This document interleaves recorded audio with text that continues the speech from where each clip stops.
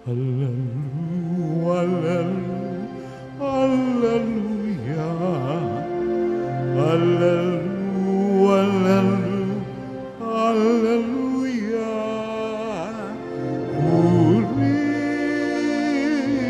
ang Diyos. Hallelujah.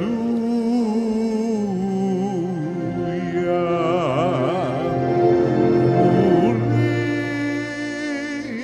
ang Diyos. Hallelujah.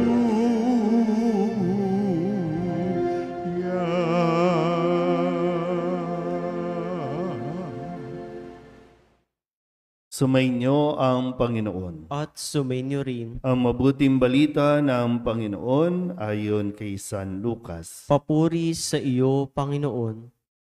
Noong panahong iyon, sinabi ni Jesus sa kanyang mga alagad, "Mag-ingat kayo na huwag magumon sa katakawan at paglalasing at mabuhos ang inyong isip sa mga intindihin sa buhay na ito. Baka abutan kayo ng araw na iyon na hindi handa. Sapagkat darating iyon nang di inaasahan ng tao sa buong daigdig. Kaya't maging handa kayo sa lahat ng oras. Lagi ninyong idalangin na magkaroon kayo ng lakas upang makaligtas sa lahat ng mangyayaring ito at makaharap sa anak ng tao." Ang mabuting balita ng Panginoon. Pinupuri ka namin, Panginoong Hesukristo. Umupo po ang lahat. Isang magandang umaga po sa inyong lahat. Tayo po ay nasa huling araw, pinakahuling araw, araw ng Sabado para sa tinatawag nating karaniwang panahon at sa kalendaryo, panliturhiya ng simbahan ay ito na po yung pinakahuli. Dahil mamaya, tatawid na tayo sa pagsisimula ng bago pong kalendaryo na pinasisimulan na tinatawag nating panahon ng Adbyento. Para lang sa kaalaman natin, no, mayroon 3 cycle. Cycle A, B, and C. Sa kasalukuyan, nasa cycle A tayo. So, mamaya, o pagsimula ng unang linggo ng Adbyento, papasok tayo sa cycle B. Ibig sabihin, yung gospel na babasahin natin ay pang cycle B. Meron lang tayong dalawang tinatawag na year 1 at year 2. So sa year 1, ang binabasa natin, katulad ng narinig natin, kay Propeta Daniel. So pagpasok natin ng cycle B, gagamitin natin yung pang year 2. Ang babasahin at maririnig ninyo sa susunod na taon ay aklat naman ng pahayag.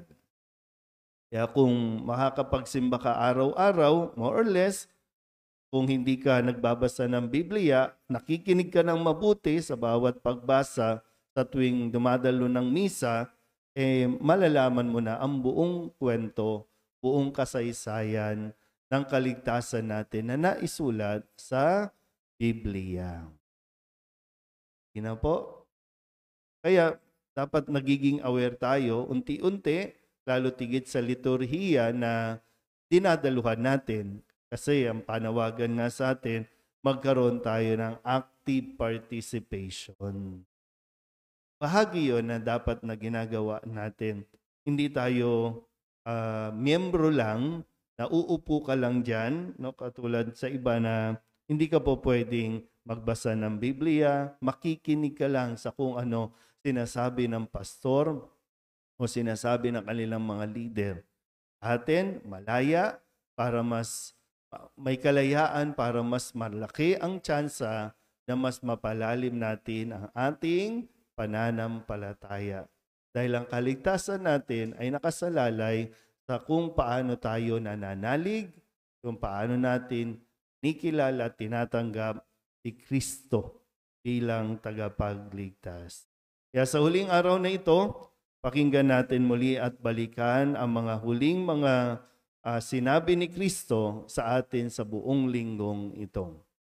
Nung Lunes, sinabi sa atin ni Kristo sa pamamagitan po ng pagbibigay halimbawa doon sa isang babaeng balo. Sabi niya, sinasabi ko sa inyo, ang dukhang balong iyon ay naghulog ng higit kaysa kanilang lahat. Maalala niyo po, mayroon tayong tithing. Yung iba ang tawag pledge. Ito ay pagbabalik, pasasalamat, handog para sa bahagi yun, talagang obligado lahat na magbigay ayon sa estado ng buhay, ayon sa kanilang kakayahan. Mas pinuri ni Jesus yung babaeng balo kaysa doon sa mga mayayaman na malaki yung kanilang hulog, malaki yung kanilang donation, para sa paningin ng tao, malaki na. Pero kumpara sa ibinigay sa kanila ng Diyos, kakarampot lang. Hindi naman naging madamot ang Diyos, pero bakit tayo magdadamot?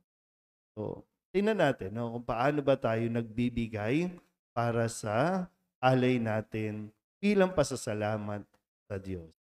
Ginaw? Okay. Nung Tuesday naman, sinabi ni Jesus, tandaan ninyo, darating ang panahong lahat ng nakikita ninyong iyan ay iguguho. Walang ititira sa ibabaw ng kapwa bato. So, lahat ng sinasamba natin, lahat ng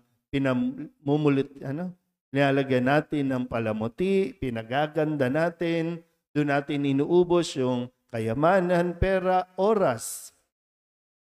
Mawawala lahat yan. Hinay-hinay lang. Yung masyado mong ina-attach yung iyong sarili. Kasi ito po, yung konteksto din, yung templo, naging focus na sila sa itsura, ayos ng templo, ano yung mga diamante, ginto o mamahaling bagay ang ilalagay doon. Pero nakalimutan yung bakit nga ba mayroong templo.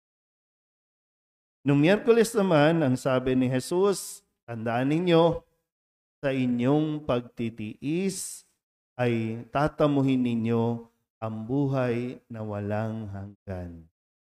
Pwede kang mahirapan, pero bawasan mo ang reklamo. Tiis-tiis pa. Hanggang kailan? Tiis lang. Hindi ko alam kung hanggang kailan, pero ang sabi din naman, sa pagtitiis natin, mayroong naghihintay na ginhawa. Tiis lang. Kasi minsan kapag ayaw na nating mahirapan, ayaw nating magtiis sa kung ano yung mayroon tayo, doon tayo umihiwalay sa Diyos. Nung Biyernes naman, Huwebes, sa pagdiriwang ng kapistahan ni Apostol San Andres, sabi niya, pinarinig sa atin yung pagtawag sa mga unang apat na alagad. Si Simon, si Andres, si Santiago at si Juan. At sinabi ni Kristo, sumunod kayo sa akin at gagawin ko kayong mamamalakaya ng mga tao. So mayroong nagbabago sa mga taong sumusunod kay Kristo dahil mayroong gagawin si Kristo sa buhay natin. Kahapon, Biyernes, ang sabi naman sa atin, tandaan ninyong mabuti. Sabi niya, mawawala ang langit at ang lupa, ngunit ang salita ko'y hindi magkakabula. Maiiwan ang salita, matutupad ang salita. At ngayon, sabi sa atin, para sa huling araw, kasi tayo po, papasok tayo sa panahon ng paghahanda. Pinaghahanda tayo.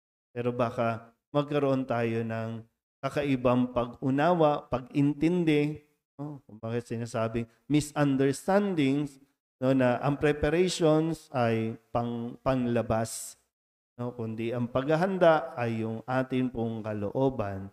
Kaya nga sabi ni Kristo, lagi ninyong idalangin na magkaroon kayo ng lakas upang makaligtas sa lahat ng mangyayaring ito at makaharap sa anak ng tao. Lahat ba ng ginagawa natin, sana gagawin pa, talagang magpalapit sa atin kay Kristo. Baka mauwi sa wala at mabigo lang tayo at lalo tayong masasaktan pagdating ng araw kapag hindi natin o hindi tayo kinilala ng Diyos dahil hindi natin siya tinanggap at kinilala nung tayo po ay nabubuhay. Pinaghahanda niya tayo. Kaya kailangan natin itong gawin. Amen?